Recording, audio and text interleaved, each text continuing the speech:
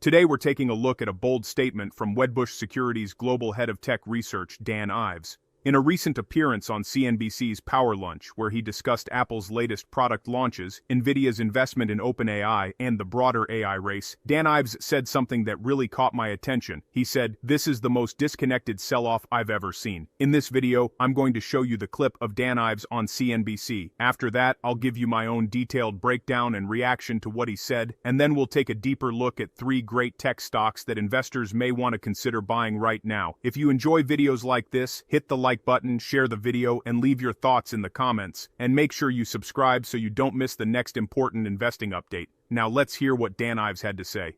We'll bring in Wedbush Securities Global Head of Technology Research, Dan Ives. So, Dan, welcome. So many topics to run through. We'll get to the White House meeting in just a moment. Any reaction to the Apple products the last couple of days that we've seen and what this is going, the impact this will have on their financials? Look, it's super smart. I mean, look, they're going down market, but they really have to, because right now they're looking to get more and more new buyers when it comes to Macs, when it comes to iPhones. And that's the smart strategy, because the reality is AI is coming to Apple. And this right now for them, if you look for memory and you look at everything that's happening, I mean, they're doing a very good job managing. And I think this could be ultimately 100 to 200 BIP incremental growth to the June quarter. Wow. And I know that people are hoping to hear maybe something from Jensen Huang one way or the other on memory pricing. He's speaking right now at this Morgan Stanley conference. Here's something else he addressed, Dan, a couple of moments ago. I just want to mention it. He said that NVIDIA's $30 billion investment in OpenAI could, quote, be the last time we'll have the opportunity to invest in a consequential company like this. He's talking about because they could have this IPO by year end. But what is the broader significance of that statement, do you think? Yeah, look, part of it is he's playing a game of poker, right? I mean, there definitely could be more investments, obviously, in the coming years, but I think the reality is there's more and more pressure for OpenAI, for Anthropic, for these other companies, where they're not just going to continue to get these investment dollars in the tens of billions. They're going to have to ultimately show profits. It's an arms race, too, that's all happening. And I think you're seeing that with Anthropic and software and what's happening there. And Jensen's well aware of it, and he knows he has the magic wand. And when he talks, everyone listens. So, this is very strategic in terms of what he's saying here relative to OpenAI, a little shot across the bow. The revolution will not be televised, Dan, but the AI revolution is going to be powered largely by natural gas. I know you're not the energy guy, but we've been talking a lot about the war in Iran and energy prices. Any part of you worries that what we're seeing in energy at some point may play havoc with AI? Look, Brian, no doubt. I mean, obviously, you're the energy guru. And I think the reality is that when you look at what's happening right now, the biggest worry is the shortage from an energy perspective. There's more data centers under construction than active data centers. It's why you have the White House meeting today. These companies are going to have to flip their own bill. And look, nat gas is going to play a huge role. And big tech companies, the hundreds of billions they're spending, energy is going to be a piece.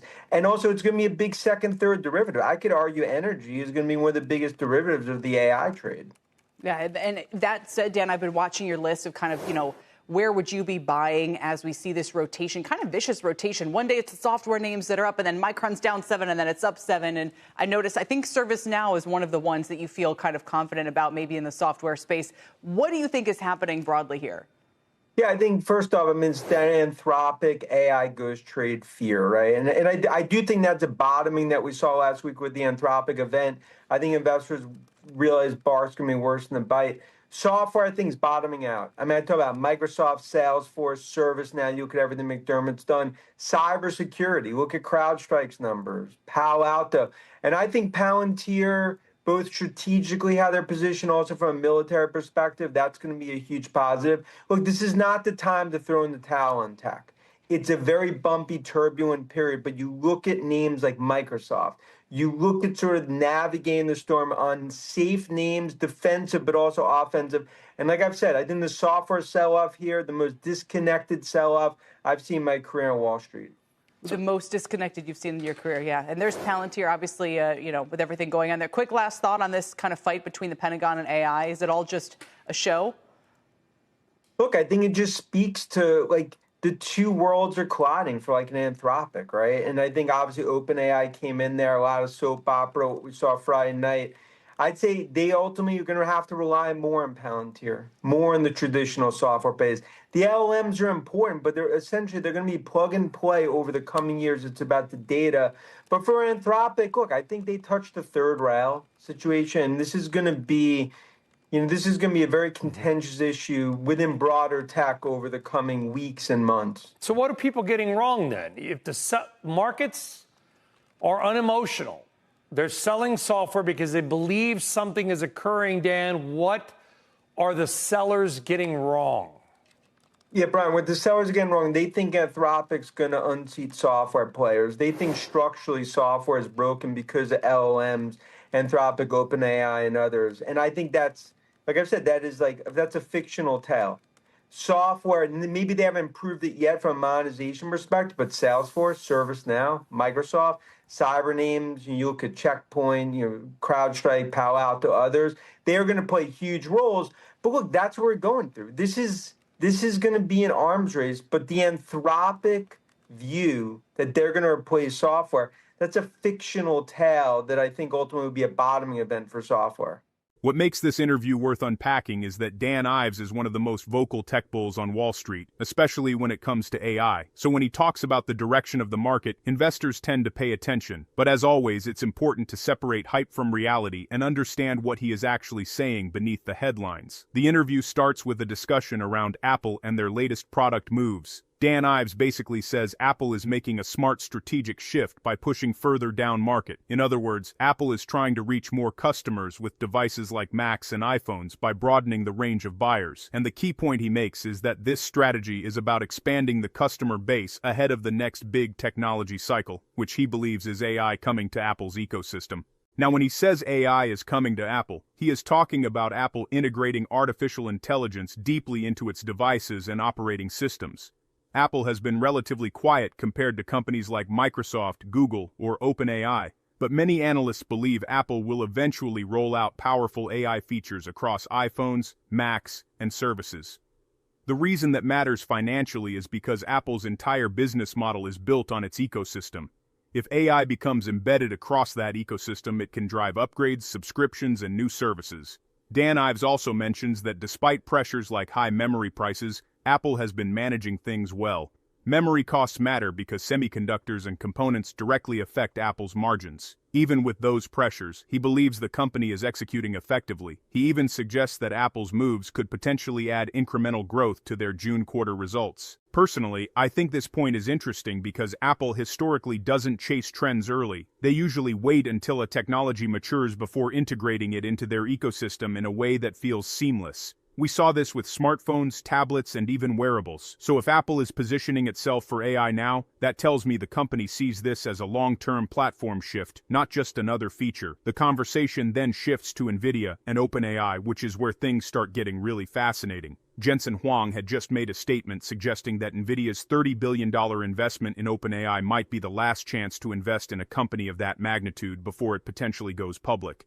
Dan Ives reacts to this by saying Jensen Huang is essentially playing a game of poker. What he means is that statements like that are strategic. They create urgency and signal exclusivity around the investment opportunity. But Ives also makes a broader point about the AI investment landscape.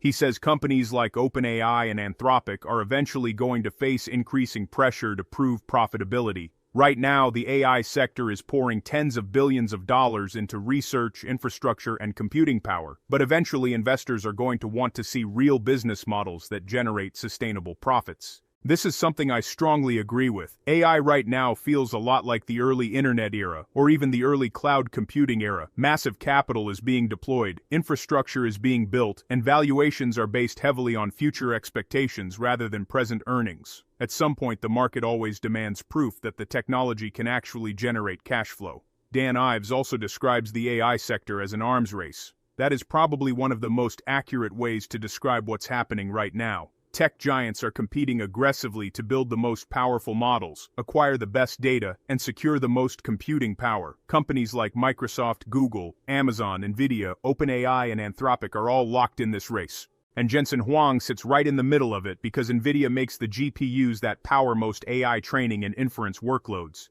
When Ives says Jensen Huang has the magic wand and everyone listens when he speaks, he's highlighting NVIDIA's enormous influence in the AI ecosystem. Then the discussion shifts into something that most people outside the industry don't talk about enough, and that is energy. One of the hosts brings up the idea that the AI revolution might actually be powered by natural gas. And while Dan Ives admits he is not an energy expert, he immediately acknowledges that energy shortages are becoming a real concern for AI infrastructure. He points out something very striking. There are currently more data centers under construction than there are active data centers operating. Think about that for a moment. The amount of infrastructure being built right now to support AI workloads is massive. Data centers consume enormous amounts of electricity.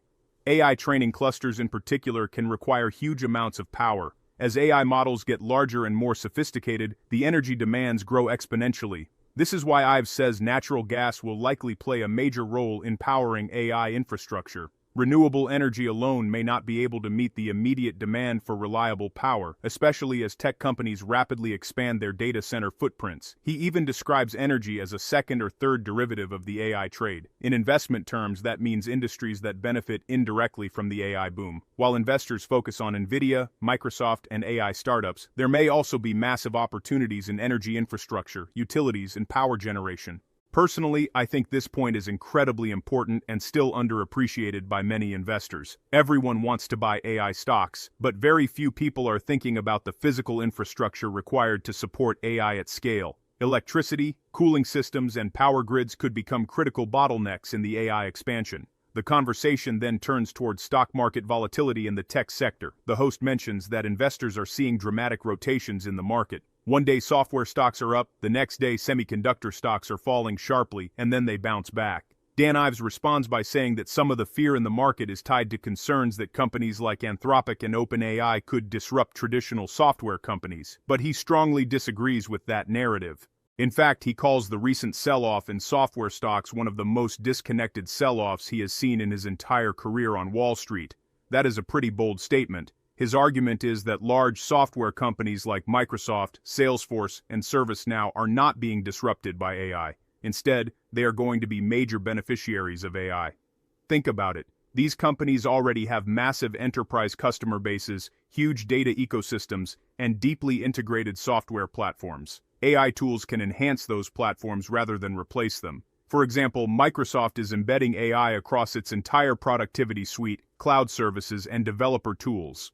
ServiceNow is integrating AI into enterprise workflows. Cybersecurity companies are using AI to detect threats more effectively. So from Ives's perspective, the idea that startups like Anthropic will suddenly replace these established software giants is unrealistic. I tend to agree with him on this point as well. Historically, new technologies rarely wipe out entire industries overnight. Instead, the biggest incumbents usually adapt and incorporate the new technology into their existing platforms. The interview also touches on a more controversial topic involving the relationship between AI companies and the Pentagon. There have been debates about whether companies like Anthropic should collaborate with military and defense agencies. Dan Ives frames this as two worlds colliding. On one side, you have AI research companies with strong ethical debates around how their technology should be used. On the other side, you have governments and defense organizations that see AI as a strategic national security tool. He suggests that companies like Palantir may end up playing a larger role in defense-related AI applications because they already have deep relationships with military and intelligence agencies. Palantir is particularly interesting here because its entire business model revolves around data analytics for governments and enterprises. If AI becomes more deeply integrated into defense operations, Palantir could be in a very strong position. Ives also mentions that large language models may eventually become plug-and-play technologies. In other words, the models themselves might become somewhat commoditized over time. If that happens, the real value will shift toward data and the platforms that use that data effectively. That is another point I think investors should pay attention to. In technology markets, the infrastructure layer often becomes commoditized, while the application layer captures most of the value. Finally, the interview ends with a question about what investors are getting wrong. If markets are rational and investors are selling software stocks, then what exactly are they misunderstanding? Dan Ives's answer is simple. He believes investors incorrectly think that companies like Anthropic and OpenAI will structurally break the traditional software industry. He argues that this narrative is simply wrong.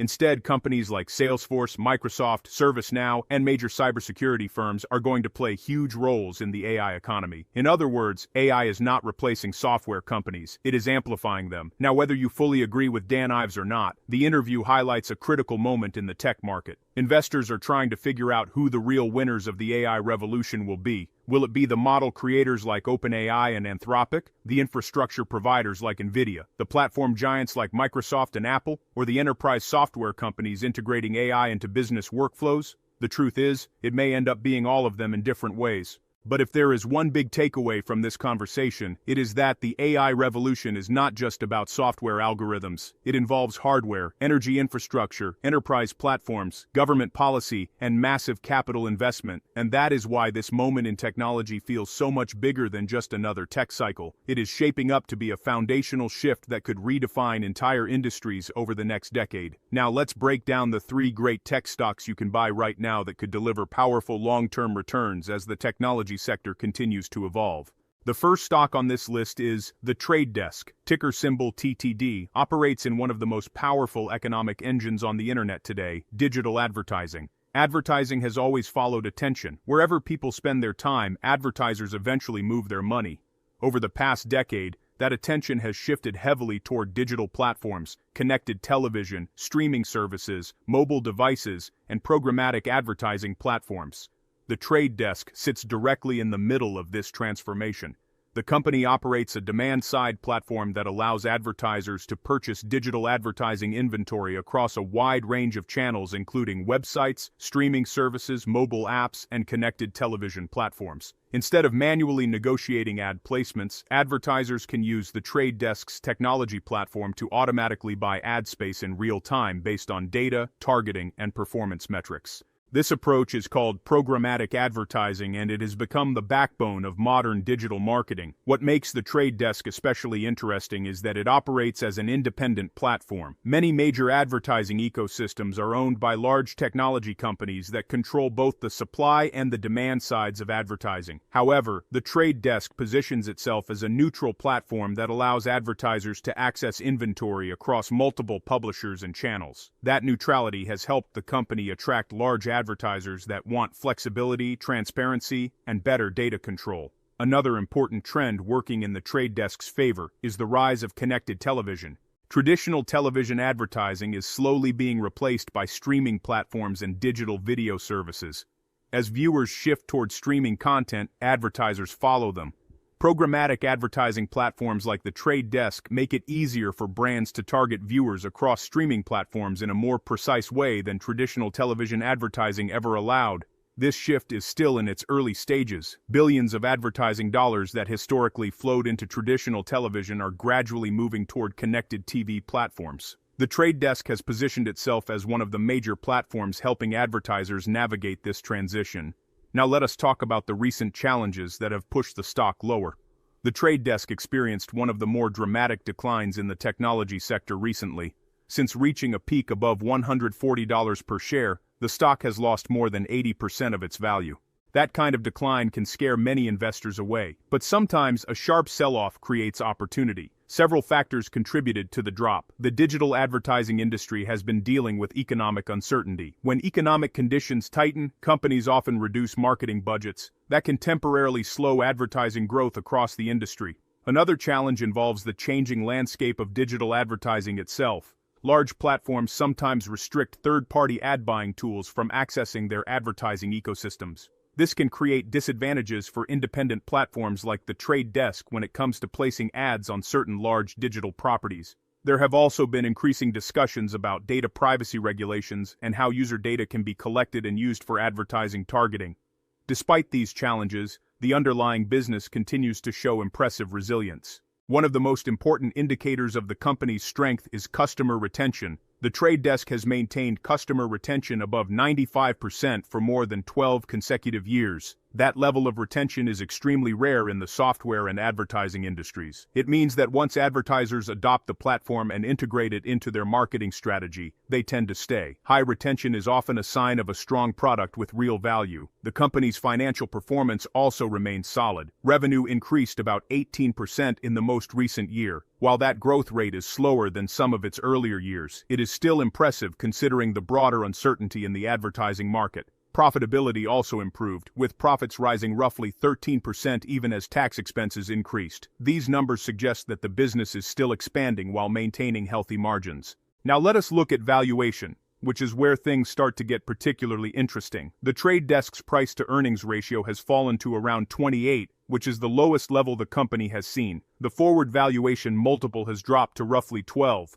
For comparison, the average company in the S&P 500 trades closer to 30 times earnings. When a high-quality technology platform with double-digit growth trades at a valuation lower than the broader market, it can create an attractive setup for long-term investors. The key question investors need to ask is whether the business model is broken or whether the market has simply overreacted to short-term concerns. If programmatic advertising continues to grow and connected television continues to attract advertising dollars, the trade desk could remain a powerful player in the digital advertising ecosystem.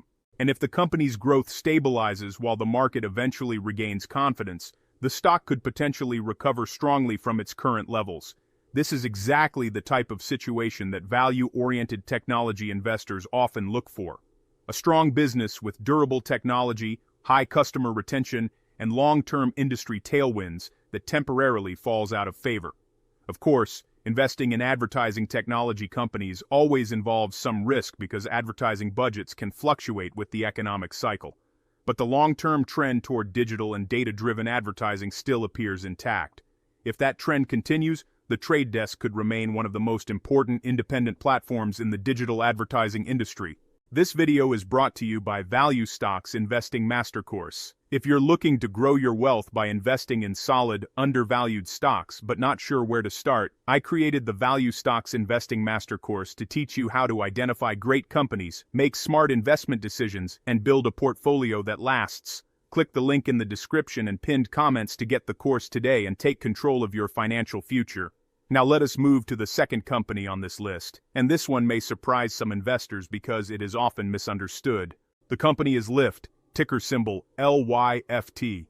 For many years, investors treated Lyft as a company that could never become meaningfully profitable. Ride-sharing was viewed as a brutal competitive market with high costs, constant discounting, and uncertain economics. But something important has changed. Lyft has quietly been restructuring its business, improving margins, and focusing heavily on operational efficiency. The result is that the company is beginning to look far more financially disciplined than it did in the past. To understand why Lyft could be an interesting long-term investment opportunity, we first need to understand what the company actually controls. Lyft operates one of the largest ride-sharing platforms in North America. The company connects millions of riders with drivers through its mobile marketplace. Every time a rider opens the app and requests a ride, Lyft's algorithm matches that rider with a nearby driver, processes the payment, and takes a percentage of the transaction. This marketplace model creates powerful network effects. The more riders that use the platform, the more attractive it becomes for drivers to join. And the more drivers that are available on the platform, the faster riders can get picked up. That cycle reinforces itself. Over time, platforms like this can become incredibly durable businesses because once the network reaches scale, it becomes difficult for competitors to replicate. Lyft has spent more than a decade building this network across major cities in the United States and Canada. The platform now serves millions of riders every year and coordinates billions of dollars in ride bookings. What makes the business interesting today is that Lyft is transitioning from a growth-at-all-costs strategy to a profitability-focused model, and that transition is starting to show up in the numbers. Over the last year, Lyft has made significant changes to its cost structure. Management has streamlined operations, reduced overhead, and focused on improving the efficiency of the marketplace. These changes are helping the company move closer to sustainable profitability. At the same time, demand for ride-sharing continues to grow. Urban transportation is evolving rapidly. Fewer people are owning cars in large cities, and younger consumers are increasingly comfortable using on-demand transportation services. Ride-sharing has become a core part of the modern mobility ecosystem. For many people, opening a ride-sharing app is now the default way to get across a city. This shift creates long-term demand that companies like Lyft can continue to capture. Another important factor is Lyft's focus on rider experience. The company has invested heavily in improving pickup times, driver availability, and pricing transparency. These improvements make the platform easier and more reliable for riders to use. When riders consistently get quick pickups and predictable pricing, they are far more likely to remain loyal to the platform. Loyal users generate repeat rides, and repeat rides are what drive long-term revenue growth. Lyft has also been working to improve driver satisfaction, which is a crucial part of the marketplace equation. Drivers are the supply side of the platform. If drivers are unhappy or leave the platform, the entire network can suffer. So Lyft has been focusing on better driver incentives, more transparent earnings information, and tools that help drivers optimize their time on the road. These improvements strengthen the overall health of the platform. Now let's talk about the financial side of the business. Lyft has been reporting steady improvements in its operating metrics. Ride volumes have been increasing, active riders have been growing, and the company has been generating stronger revenue per rider. This combination is exactly what investors want to see from a marketplace business. More riders means greater scale. Higher revenue per rider means stronger monetization, and when those two forces work together, the result is accelerating revenue growth. But the most important improvement has been in profitability. For a long time, the market believed Lyft would always struggle to generate meaningful profits, but management has been aggressively focused on turning that narrative around. Cost discipline has become a major priority. The company has been optimizing marketing spending, improving platform efficiency, and reducing unnecessary expenses across the organization. These changes are helping Lyft move toward positive free cash flow, which is one of the most important milestones for any technology platform. Free cash flow means the company is generating real cash after covering all of its operating costs and investments. And once a company consistently produces free cash flow, it gains enormous strategic flexibility. It can invest in growth, it can return capital to shareholders, or it can strengthen its balance sheet. Another interesting element of Lyft's long-term opportunity is its role in the broader transportation ecosystem. Ride-sharing is only one piece of a much larger mobility transformation. Cities around the world are moving toward integrated transportation systems where consumers combine multiple services such as ride-sharing, public transit, bike rentals, and scooters. Lyft has already begun integrating some of these options directly into its app. The goal is to become a central hub for urban transportation. If Lyft successfully executes this strategy, the company could become much more than just a ride-sharing platform. It could become a core infrastructure layer for modern city mobility. That type of positioning could open the door to new revenue streams over time. And because the platform already has millions of users, Lyft has a powerful distribution advantage when launching new services.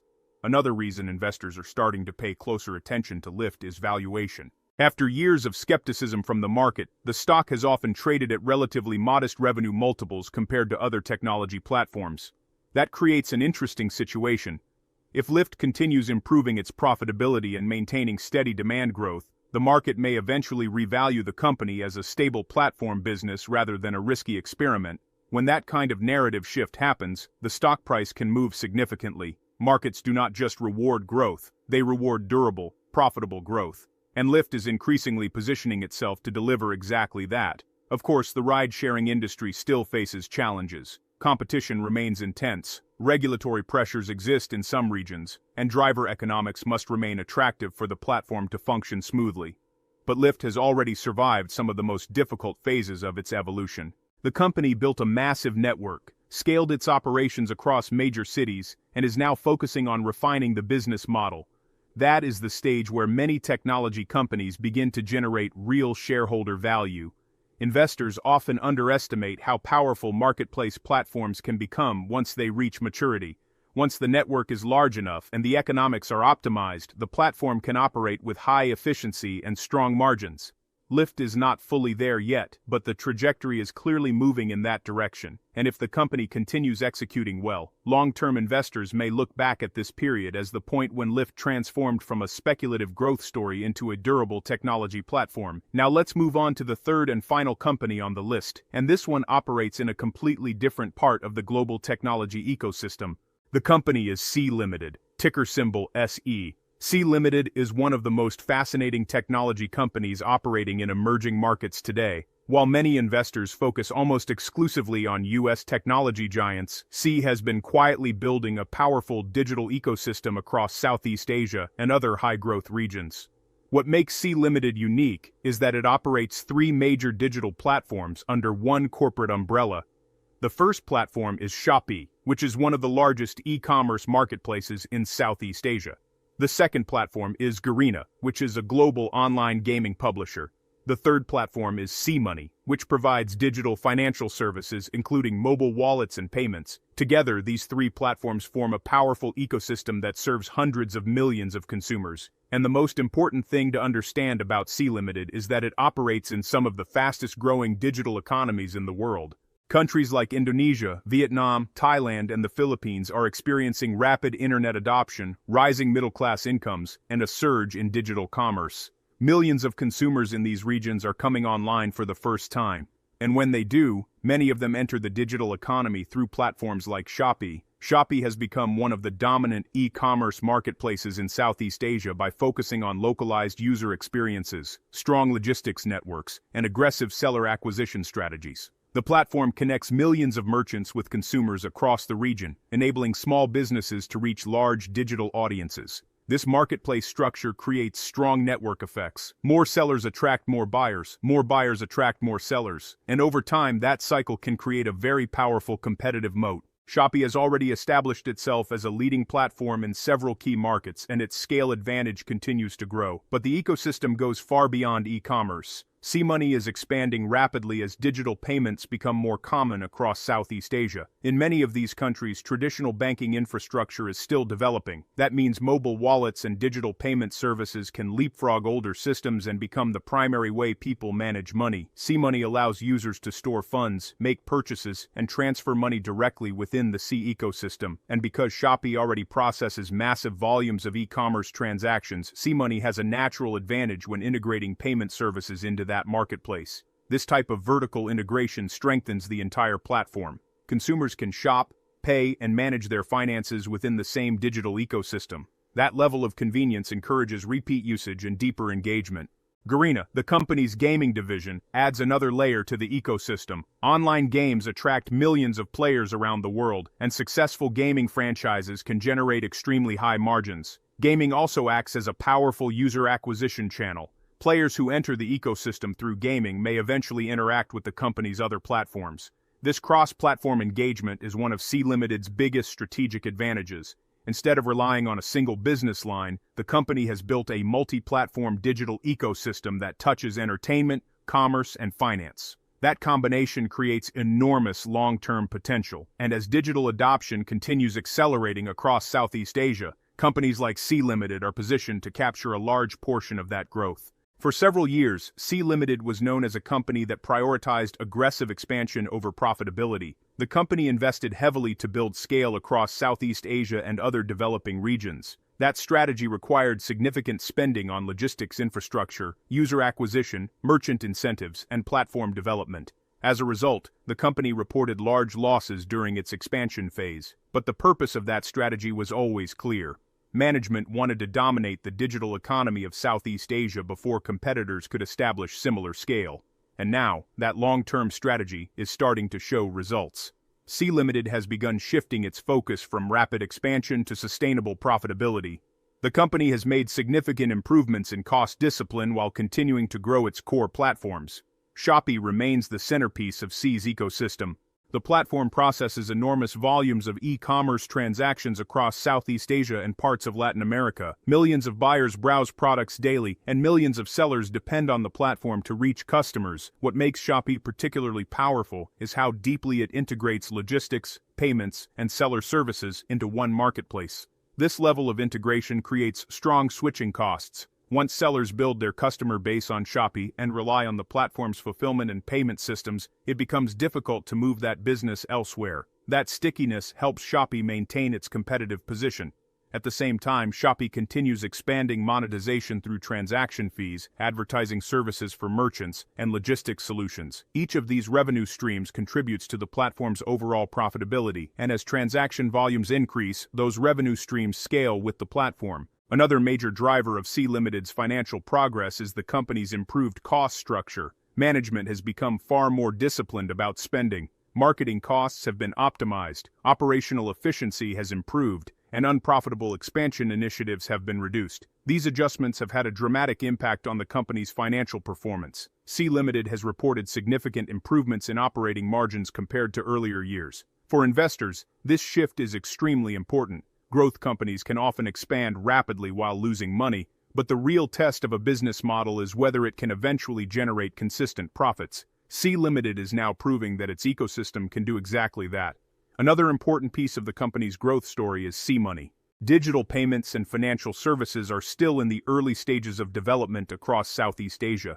Many consumers in the region do not have access to traditional banking systems. This creates a massive opportunity for mobile financial platforms. 𝗗𝗧money allows users to store funds digitally, pay for goods online, transfer money to friends, and complete transactions across the ecosystem. Because Shopee already has a huge user base, 𝗗𝗧money benefits from built-in distribution. When a customer buys something on Shopee, the easiest payment option is often 𝗗𝗧money. This type of ecosystem integration can dramatically accelerate adoption, and once users begin storing funds in a digital wallet, they often continue using that service for many other transactions. That creates long-term customer relationships. The financial services opportunity in Southeast Asia is enormous. As internet penetration rises and mobile technology spreads, digital wallets could become the primary financial tool for millions of people. If 𝗗𝗧money continues expanding alongside Shopee, the combined ecosystem could become extremely powerful. Now let's talk about Garena, the company's gaming division. Garena has historically been a major source of cash flow for 𝗗𝗦𝗦. Online gaming can be one of the most profitable segments in the entire technology industry when a title becomes popular with players. Garena publishes and operates several successful games attracting millions of active users around the world. Gaming revenue can fluctuate depending on the popularity of individual titles, but successful franchises can generate consistent income through in-game purchases and digital items. More importantly, gaming acts as a gateway into the broader ecosystem.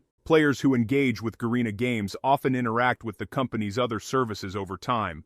This cross-platform engagement strengthens user retention and creates additional monetization opportunities. When you step back and look at the entire ecosystem, the strategy becomes very clear. Shopee handles digital commerce, 𝗗𝗧money handles financial transactions, Garena drives entertainment and user engagement. Together, these platforms create a digital environment where consumers can shop, pay, and play within the same ecosystem. Few companies in emerging markets have built a platform with that level of integration, and because Southeast Asia is still in the early stages of digital adoption, the long-term growth runway remains enormous. Hundreds of millions of consumers in the region are only beginning to participate in the digital economy. As internet access improves and smartphones become more affordable, more people will enter this ecosystem every year. Companies that already control major digital platforms stand to benefit tremendously from this trend. 𝗗𝗦𝗦 is one of those companies. Now let's step back and compare the three businesses we discussed in this video. Each company operates in a completely different part of the technology landscape. The trade desk, ticker symbol TTD, dominates the independent programmatic advertising market. As advertising dollars shift toward data-driven digital campaigns, the trade desk continues strengthening its position as a critical infrastructure platform for advertisers. Its combination of technology leadership, strong client relationships, and expanding global reach gives it a durable competitive advantage. Lyft, ticker symbol 𝗬𝗓𝗓, operates one of the largest ride-sharing networks in North America. The company has already built a massive transportation marketplace, and management is now focusing on profitability, operational efficiency, and long-term platform stability. If Lyft continues improving margins while maintaining demand growth, the market could begin viewing the company as a mature platform business rather than a risky startup. And 𝗗𝗦𝗦, ticker symbol SE, is building one of the most ambitious digital ecosystems in emerging markets. Through Shopee, 𝗗𝗧money, and Garena, the company is capturing growth across e-commerce, digital payments, and online entertainment. Few companies have the opportunity to shape the digital economy of an entire region the way 𝗗𝗦𝗦 potentially can. All three companies share one important characteristic. They operate platforms that become stronger as more people use them. That is one of the most powerful economic models in technology. Platform businesses benefit from network effects. As users increase, the value of the platform rises, which attracts even more users. Over time, this cycle can create enormous competitive advantages. That is why many of the most successful technology companies in the world are platform-based businesses. When evaluating long-term investments, it is often more important to understand the strength of the business model than to focus only on short-term market fluctuations. Great companies compound value over many years, and investors who identify those businesses early can benefit tremendously from that long-term compounding. Now I want to hear from you. Which of these three companies do you think has the strongest long-term competitive advantage? Is it The Trade Desk with its leadership in digital advertising technology, Lyft with its massive transportation network, or Sea Limited with its rapidly expanding digital ecosystem across Southeast Asia? Let me know your thoughts in the comments below. And if you want exclusive stock tips, in-depth analysis, real-time trade alerts, and free investing guides, join the Stocks Galore Patreon today and take your investing game to the next level. Our members get full in-depth analysis on most of the stocks mentioned here. Head over to patreon.com/StocksGalore and become part of our growing community of smart investors. Link is in the description. Do not forget to like the video, share your thoughts in the comments, and subscribe so you do not miss the next important investing update. Thanks for watching, and I will see you in the next one.